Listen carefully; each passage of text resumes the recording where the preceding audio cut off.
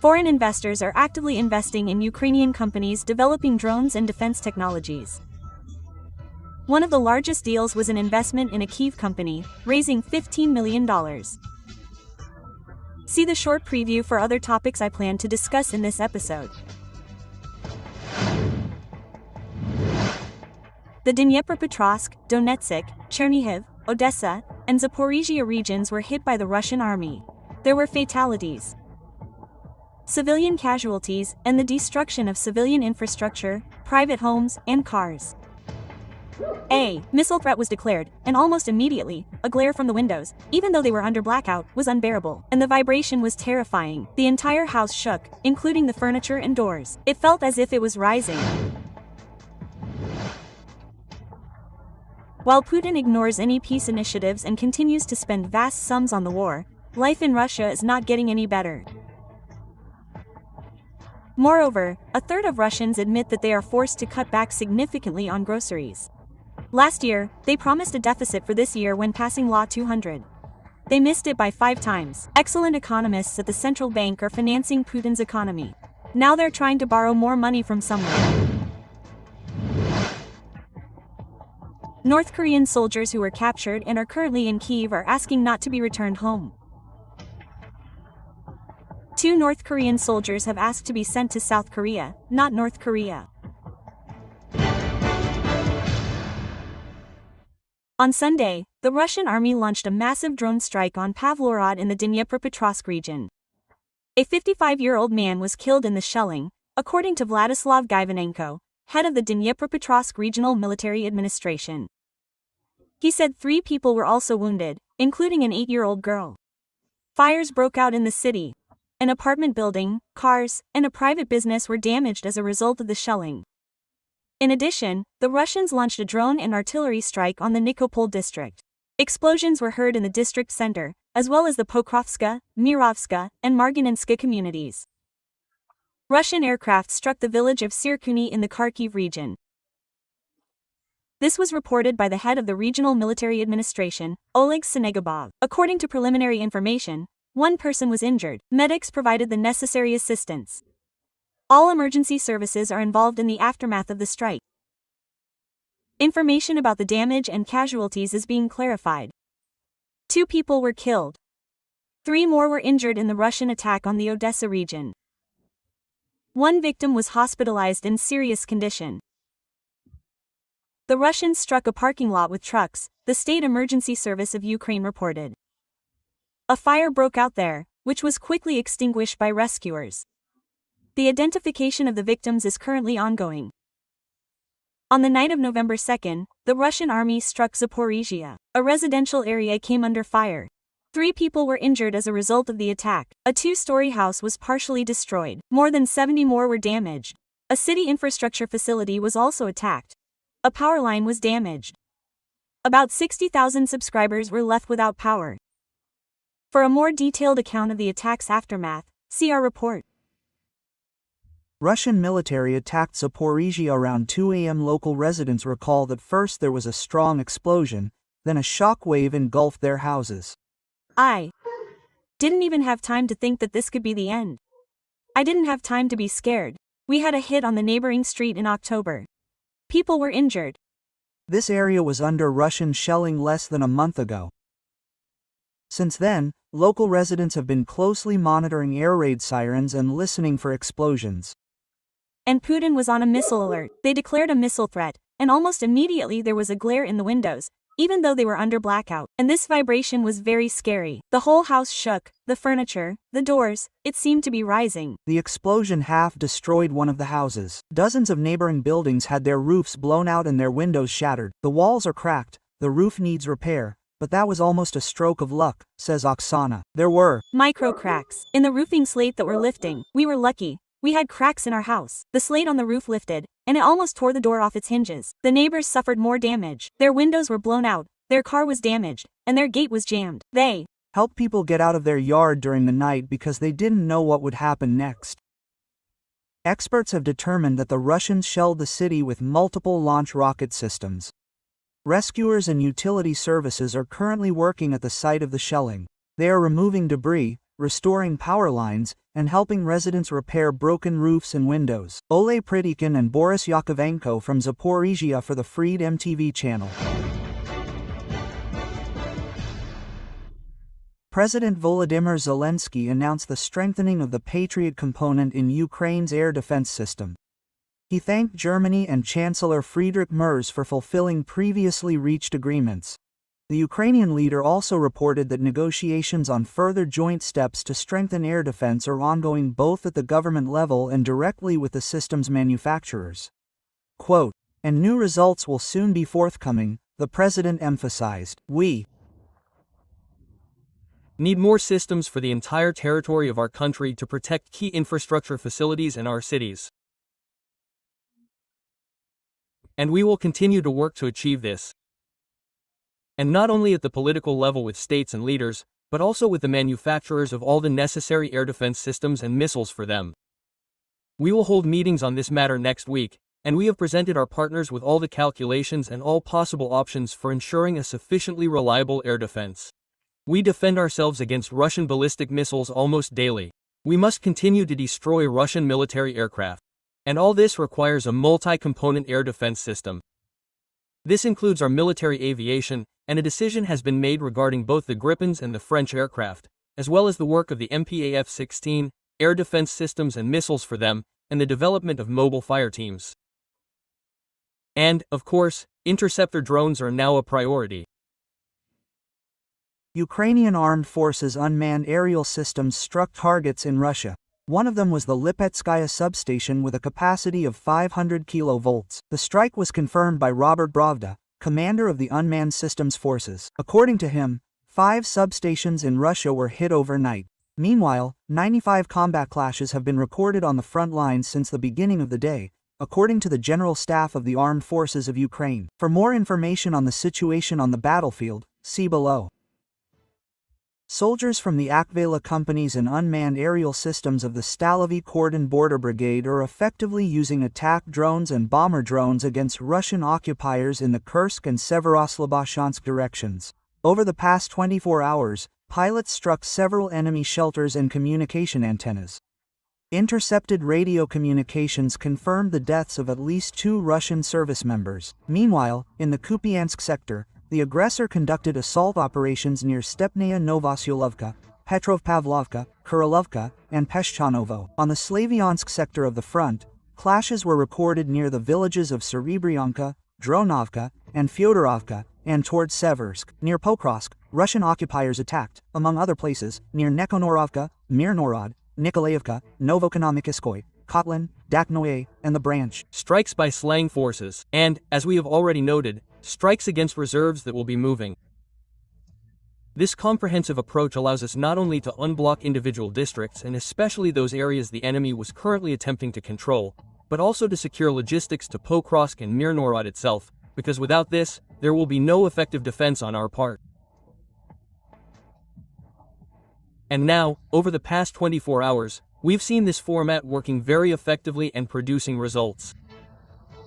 This is the most important thing. Urag has no prospect of capturing Pokrovsk or Mirnograd, nor, consequently, of making further inroads, either in small groups or large formations. The Ukrainian defense forces are preventing the Russians from advancing toward Kostyantynivka. According to Dmitry Zaporozhets, spokesman for the 11th Army Corps of the Ukrainian Armed Forces, Ukrainian troops control the village of Stupachki, which was destroyed by Russia, and are actively destroying the enemy. The invaders will likely concentrate their efforts on Kostyantynivka, using equipment and reserves, and will also continue their offensive in the Pokrovsk direction. He also reported that the Russians are actively using tactical aviation, using bombs to destroy the city. We are actively destroying the enemy and preventing them from advancing toward Kostyantynivka. However, the enemy will likely focus their subsequent efforts specifically in the direction of Kostyantynivka, in particular, using their most powerful reserves. There was a period when the so-called Dobropoli salient formed. For about a month, the enemy focused on using tactical aviation, bombing the area with CAVs. However, after the Ukrainian armed forces managed to eliminate the salient along with the Russian occupiers, the enemy again focused on using CAVs against the city of Kostyantynivka. Dmitry Zaporozhets, spokesman for the 11th Army Corps of the Ukrainian Armed Forces, spoke on the Yediny Noviny marathon. The Security Service of Ukraine conducted a series of precision strikes in territories temporarily occupied by Russian troops. They hit concentrations of the invaders' equipment, which was used for logistics and distribution of Russian occupation forces, as well as deployment sites for Russian army personnel. The nighttime strikes were carried out using FP2 drones with 105 kg warheads. This ensured the operation's high effectiveness. SBU troops also struck a tanker and oil infrastructure in the Russian city of Tuapse. According to FREEDOM sources, drones from the Alpha Special Operations Center attacked the facility jointly with other security agencies. 5 hits were recorded. A tanker caught fire, and oil-loading arms and port buildings were damaged. The port of Tuapse includes an oil terminal and a Rosneft refinery. The security service continues to strike Russia's oil refining infrastructure, which supplies the enemy with resources for its aggression against Ukraine. As long as the war continues, the fighting at Russian refineries will continue. FREEDOM's source is in the SBU. Over the past 24 hours, Ukrainian defense forces eliminated 940 Russian occupiers. Thus, Russia's total combat losses since the beginning of the full-scale war have already exceeded 1,143,000. Furthermore, the day before, defense forces destroyed 4 Russian armored vehicles and 25 artillery systems. 121 enemy vehicles were also burned.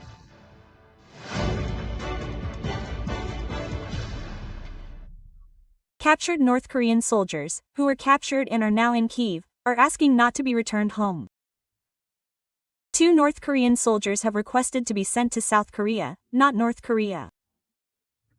They stated this to a South Korean human rights organization during an interview for a documentary. According to Seoul, approximately 10,000 North Korean soldiers may have been sent to Russia to fight against Ukraine. It is also reported that approximately 2,000 North Korean soldiers have been killed in the fighting in Ukraine.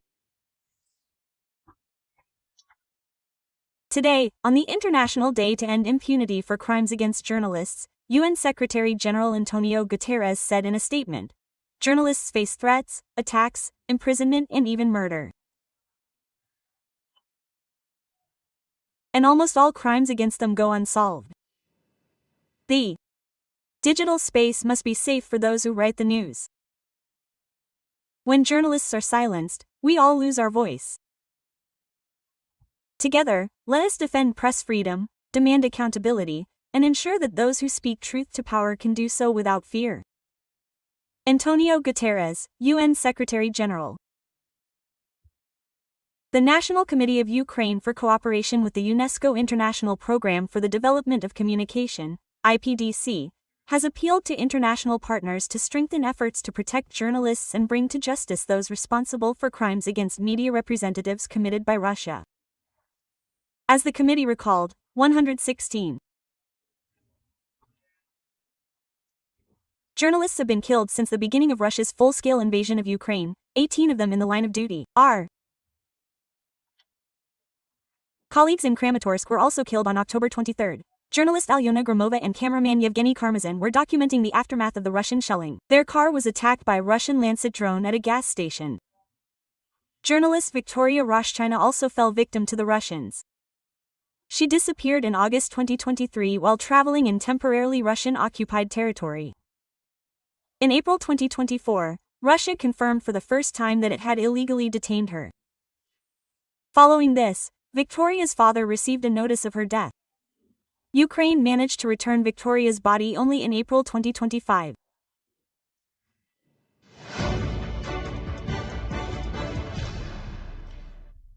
Turkey is ready to once again mediate peace talks between Ukraine and Russia. This was stated by Turkish President Hakan Fidan.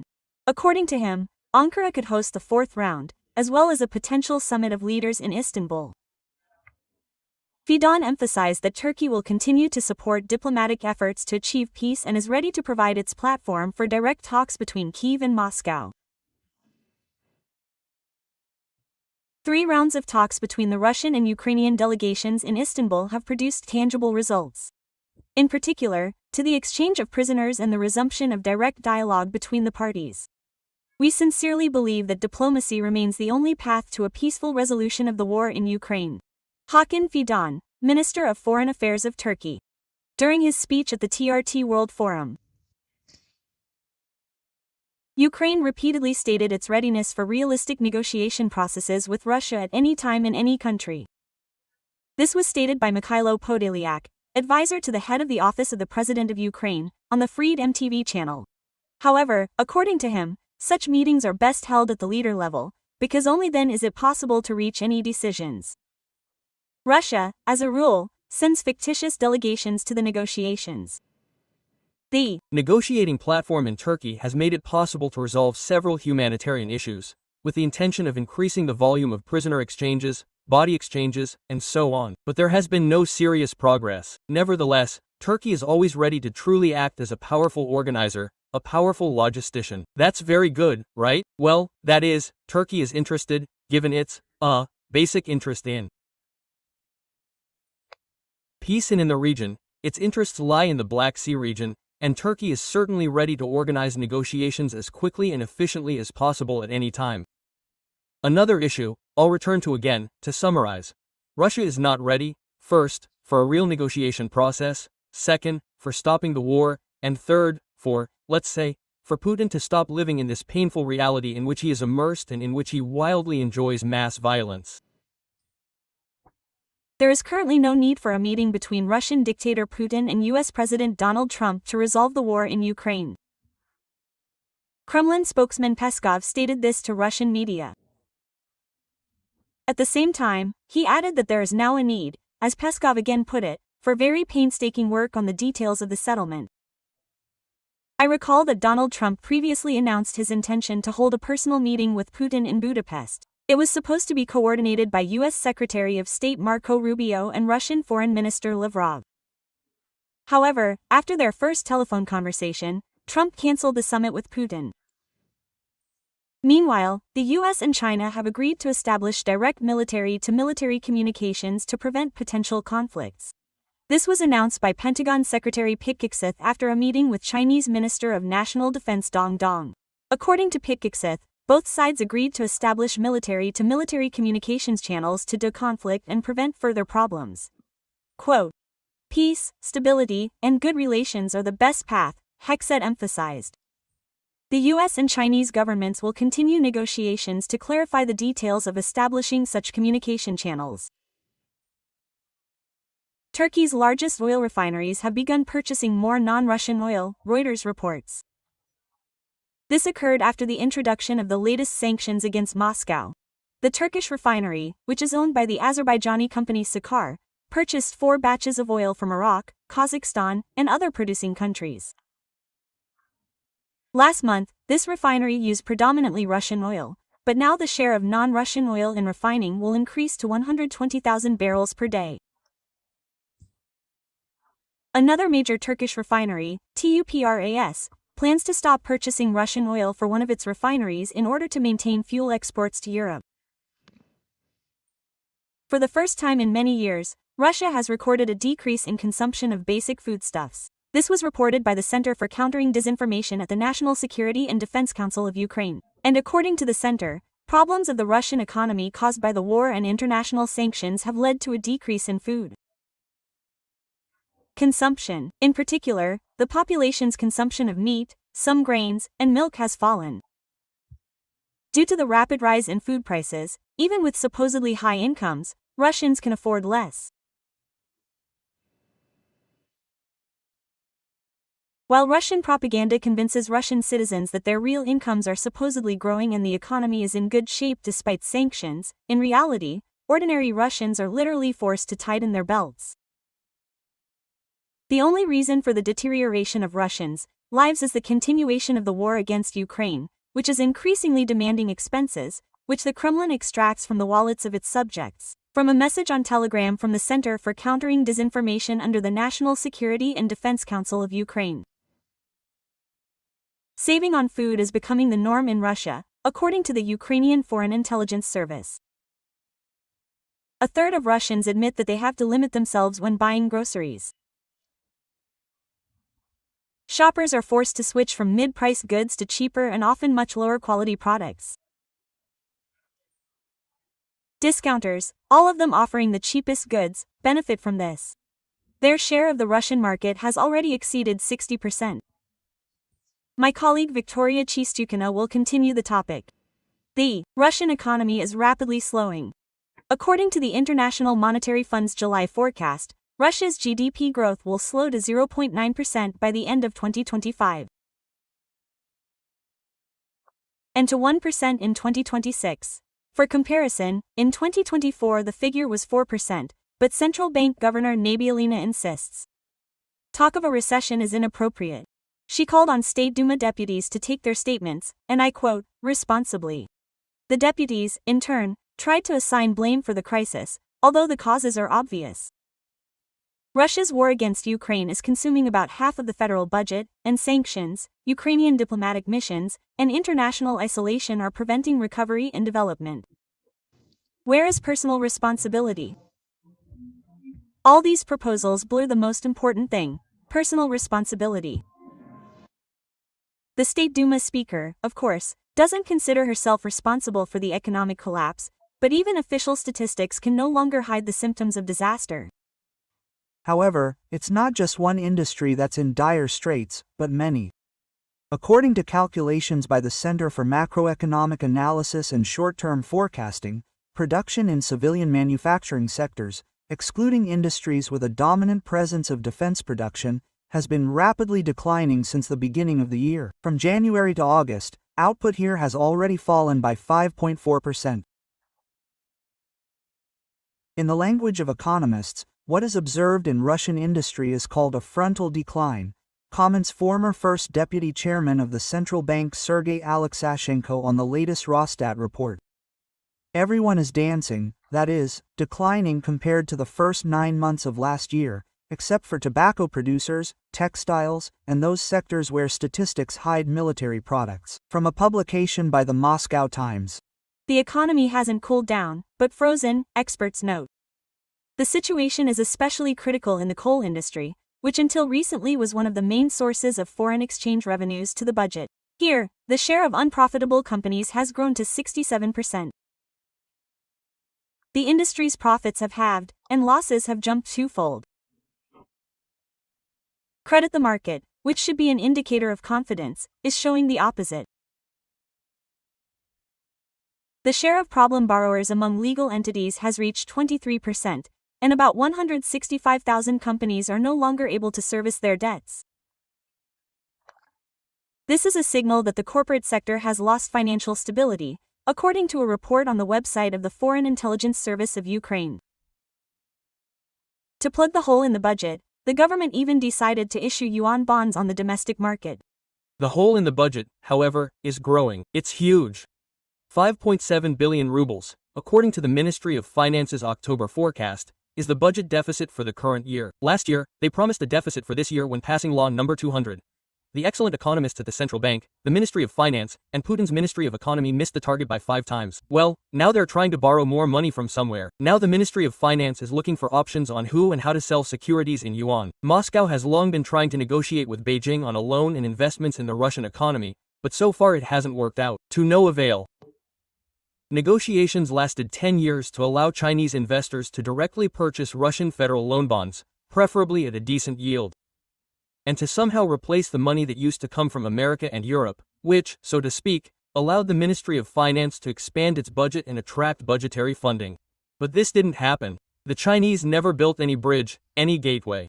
Russians are feeling the consequences of the Kremlin's policies. People in Russia are eating less. Statistics show this. In September and October, food sales in the Federation fell by 5%. And it's not surprising, given how frequently price tags in stores change. Since the beginning of 2024, potatoes, for example, have increased in price by 167%. Beef by 26%, milk by 25%, and rye bread by 24%. In other words, the bill is increasing, but the number of purchases is decreasing. Potatoes used to cost 27 rubles per kilogram, now they're 45. 31% of Russians say they don't have enough money for food. This is the highest figure in 4 years. And next year, citizens of the Federation will also face a VAT increase. For the market, this will mean a drop in demand and a new round of inflation. And for the population, even more severe austerity. Victoria Chistukina for the FREEDOM TV channel. Foreign investors are actively investing in Ukrainian companies developing drones and defense technologies. Thus, Western funds have increased their investments in Ukrainian startups, reports the Wall Street Journal. This helps expand their presence in international markets. One of the largest deals was an investment in a Kyiv company. It raised $15 million to develop technologies for coordinating drone attacks. Experts predict that after the end of the war, Ukrainian drone companies will have enormous potential for growth, and their technologies will be in demand worldwide.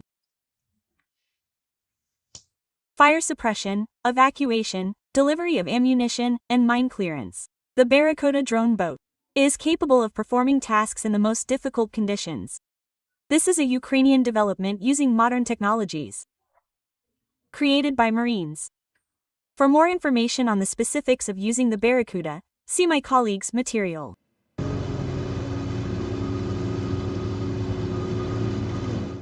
Fast, maneuverable, unmanned. This is the Ukrainian Barracuda boat, which hunts, rescues, and changes the rules of military operations on the water.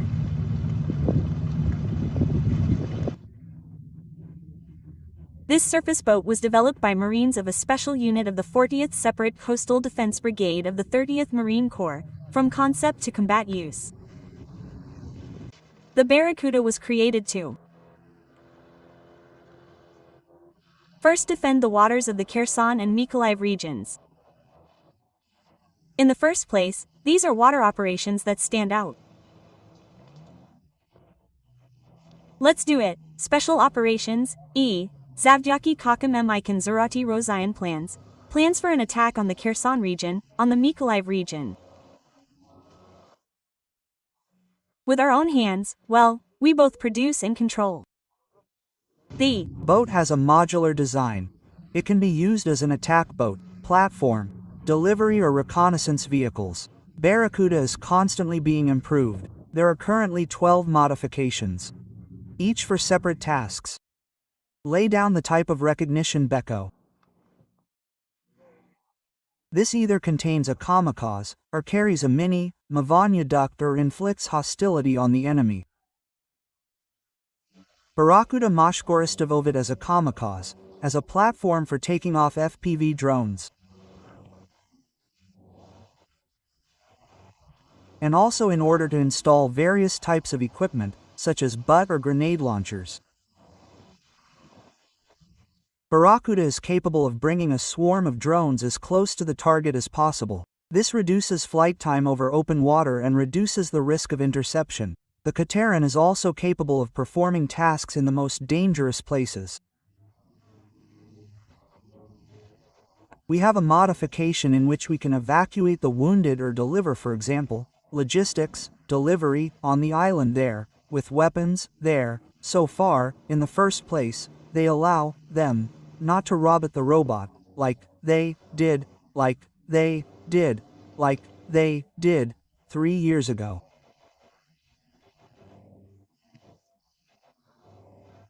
The boat is equipped with artificial intelligence and modern tracking systems. It can autonomously navigate narrow channels and reed beds, detect targets, and plot the optimal route.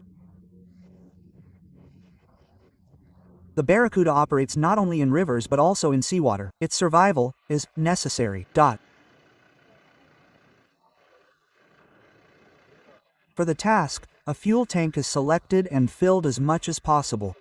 Well, this is necessary to complete this task. Working on the water is always risky. The enemy is trying to complicate the movement of Ukrainian boats, creating dangerous areas and traps.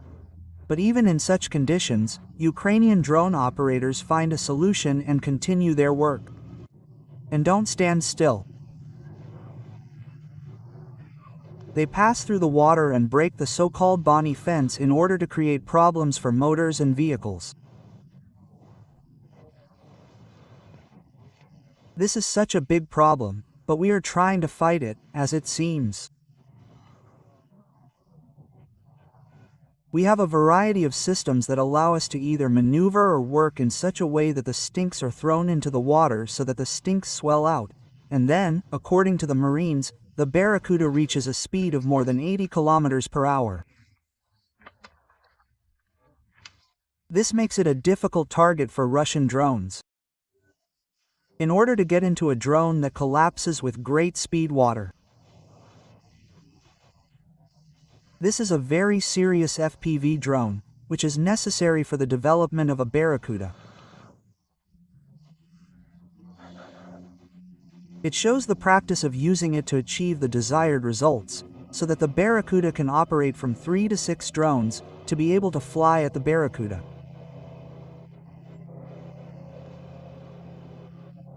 The Barracuda has been in service with the 40th Coastal Defense Brigade for 10 months now. During this time, the boat drone has completed dozens of operations, 85% of which have been successful. The Russians have been unable to copy the Ukrainian development, and not a single Barracuda has fallen into their hands. Valery Bakuz, Daria Litovchenko for the FREEDOM TV channel. I'm putting an end to this episode, but I'll be back in this studio at 10:30 p.m. with a brief summary of today. So stay tuned. FREEDOM.